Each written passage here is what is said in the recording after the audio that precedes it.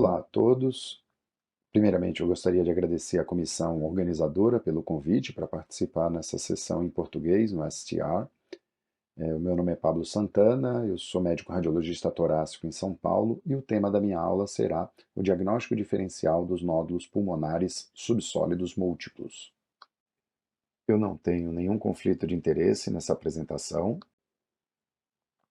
Bem, os nódulos subsólidos englobam aqueles nódulos com atenuação puramente em vidro fosco e os nódulos semissólidos, nos quais, além do componente com atenuação em vidro fosco, a gente vai ter um componente sólido no seu interior.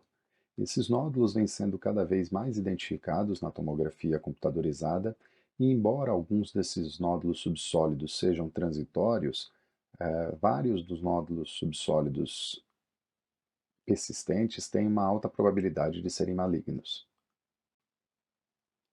Em relação à densidade, a gente sabe que o risco de malignidade, né, do nódulo semissólido é maior do que o nódulo sólido, que por sua vez é maior que o nódulo com atenuação puramente em vidro fosco.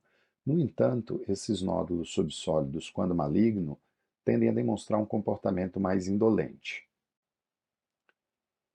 Em 2017, a Sociedade Fleischner publicou uma nova recomendação para segmento dos nódulos sólidos e dos nódulos subsólidos.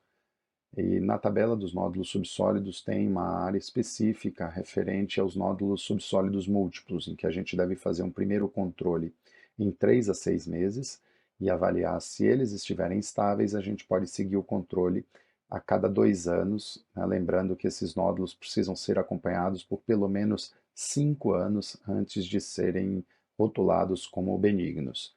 E também reforçar que, quando a gente fala em recomendações da Sociedade Fleischner, elas se aplicam àqueles nódulos pulmonares incidentais. No contexto de rastreamento de câncer de pulmão, a gente deve utilizar o Langhans, que foi publicado pelo Colégio Americano de Radiologia. A principal hipótese diagnóstica a ser afastada ou confirmada é o adenocarcinoma pulmonar multifocal ou metastático, que cursa com múltiplos nódulos subsólidos de tamanhos variados, com uma leve predominância nos campos superiores, podem representar múltiplas lesões primárias sincrônicas.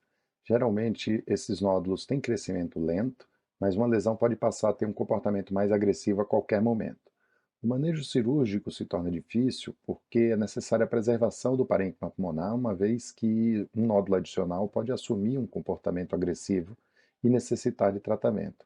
E com isso, a radioterapia estereotáxica, a SBRT, vem ganhando espaço nessas situações. Lembrando também que o acometimento metastático com nódulos subsólidos geralmente ocorre naqueles adenocarcinomas de crescimento predominantemente lipídico ou nos adenocarcinomas mucinosos, que têm uma tendência a crescimento mais rápido e uma disseminação pelo espaço aéreo.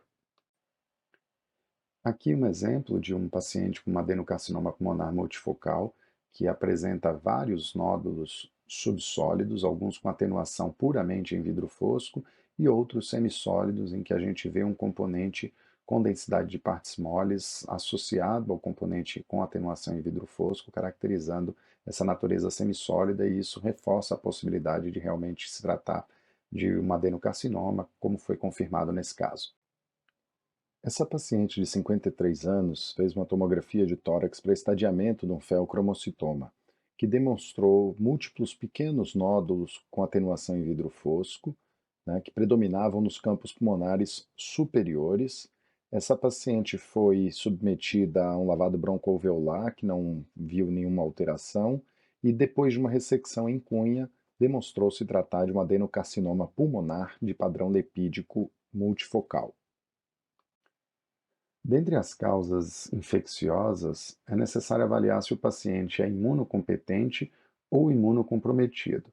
Nos imunocompetentes, destacam-se as infecções virais, e o exemplo mais evidente é a Covid-19 em suas fases iniciais, como neste caso, em que a gente evidencia vários nódulos pulmonares com atenuação em vidro fosco, de distribuição predominantemente periférica e mais evidentes nas bases pulmonares. Aqui uma outra situação de uma paciente jovem, transplantada renal, que vinha apresentando febre. E a tomografia demonstrava múltiplos micronódulos, alguns centrolobulares, outros de distribuição randômica e alguns nódulos subsólidos de maiores dimensões com atenuação em vidro fosco. Aqui as reconstruções MIP demonstram melhor esse comprometimento nodular difuso, alguns nódulos inclusive apresentando o sinal do halo. O diagnóstico diferencial aqui é bem mais amplo, envolve desde infecções fúngicas invasivas, tuberculose e algumas infecções virais, especialmente o citomegalovírus, que foi confirmado nesse caso tanto no lavado broncoalveolar como no PCR sérico. Então, as demais culturas foram negativas, com isso foi iniciado o ganciclovir. E a paciente evoluiu bem, com regressão aí praticamente completa dos múltiplos nódulos pulmonares, com o tratamento clínico instituído. Existem ainda algumas situações específicas que o radiologista consegue contribuir com diagnósticos clínicos mais específicos, uma vez que os nódulos subsólidos múltiplos podem ser uma manifestação de várias doenças que tipicamente se apresentam com outros padrões, especialmente nas suas fases iniciais. Vejam esse caso de um jovem de 14 anos que vinha fazendo exame de controle de nódulos e ele relatava uma imunodeficiência comum variável. Esse paciente apresentava múltiplos nódulos pulmonares, sólidos e subsólidos. Notem que vários desses nódulos apresentavam atenuação em vidro fosco e esses nódulos estavam estáveis, né, nos últimos anos. Então, com isso, foi feito um diagnóstico, né, da GLIUD, que é a doença intersticial pulmonar linfocítica granulomatosa. A glíode é um termo relativamente recente usado para descrever complicações não infecciosas da doença pulmonar difusa, descritas tradicionalmente em pacientes com imunodeficiência comum variável. Na tomografia, vai apresentar um padrão de múltiplos pequenos nódulos difusos, sólidos e subsólidos. A distribuição tem uma predominância nos campos pulmonares inferiores e pode cursar também com espessamento de septos interlobulares, bronquiectasias nos estágios crônicos e linfadenopatia. A presença de glíode na imunodeficiência comum variável denota um pior prognóstico e um risco aumentado de distúrbios linfoproliferativos. Esse outro paciente aqui, né, de 49 anos, tinha uma história de doença renal crônica e uma neoplasia renal e já havia sido submetido a um transplante. Notem que ele apresentava múltiplas opacidades em vidro fosco, né, de configuração nodular, formando aí nódulos subsólidos. Alguns pareciam ter componentes mais densos, né, sólidos no seu interior. E na janela de mediastino, quando a gente vai avaliar os componentes sólidos dos nódulos, a gente vê que eles têm densidade cálcica. Então, haviam calcificações, né, no interior daqueles nódulos subsólidos. Além disso, esse paciente apresentava também algumas calcificações em estruturas vasculares da parede torácica, tanto anterior como posterior.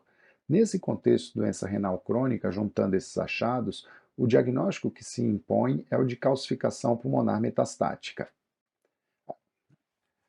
Notem aqui a evolução do paciente, né, com o passar do tempo, que os nódulos vão se tornando mais densos e aí sim com uma densidade francamente cálcica, né, e já com um acometimento maior.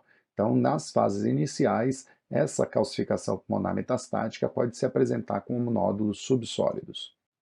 A calcificação pulmonar metastática é uma doença pulmonar metabólica associada à doença renal crônica em estágio terminal que cursa com um depósito de sais de cálcio na membrana basal do epitélio alveolar.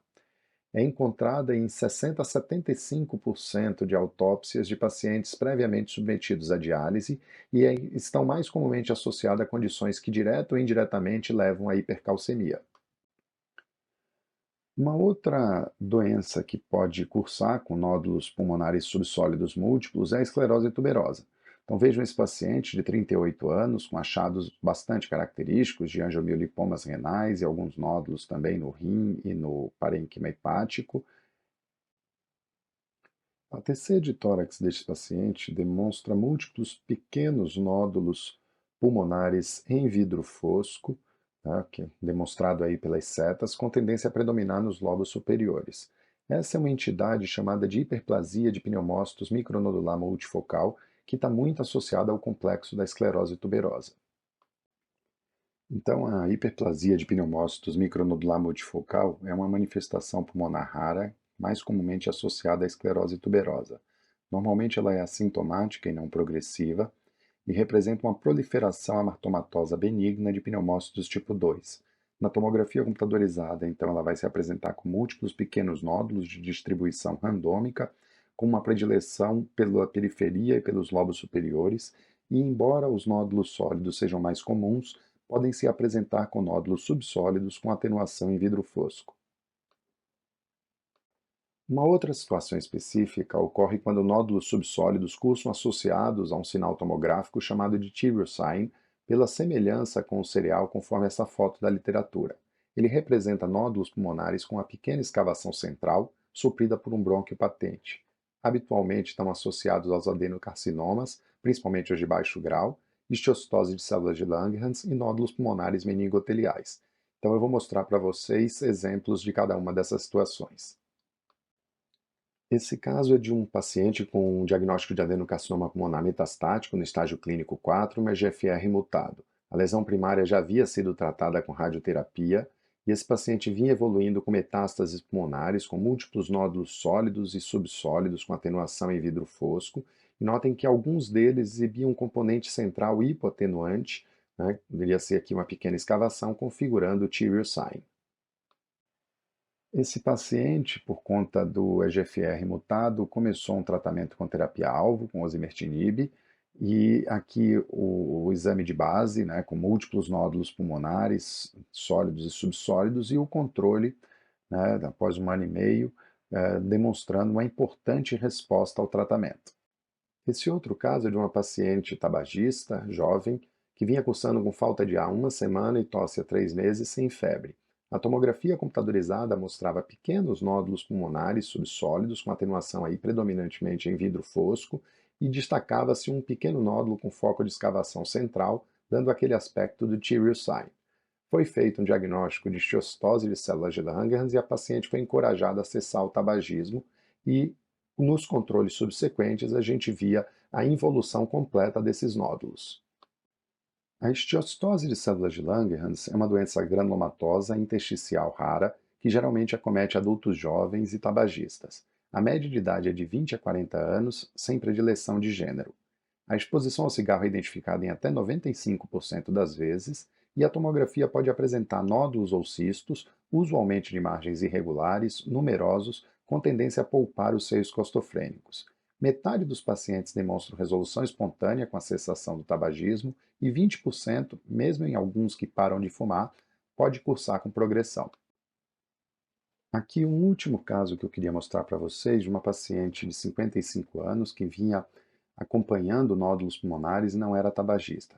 A tomografia computadorizada mostrava múltiplos pequenos nódulos com atenuação em vidro fosco, mal definidos, que tinham uma tendência a predominar nas regiões periféricas e nas bases pulmonares, destacando que alguns desses nódulos começavam a esboçar ali uma área central mais hipoatenuante, né, com um parênquima normal no seu interior, dando aquele aspecto do tyrosine. A estabilidade desses nódulos, né, e as características permitem que a gente sugira no diagnóstico diferencial a possibilidade de se tratarem de nódulos pulmonares meningoteliais. Então, os nódulos pulmonares meningoteliais são nódulos intersticiais incidentais, benignos.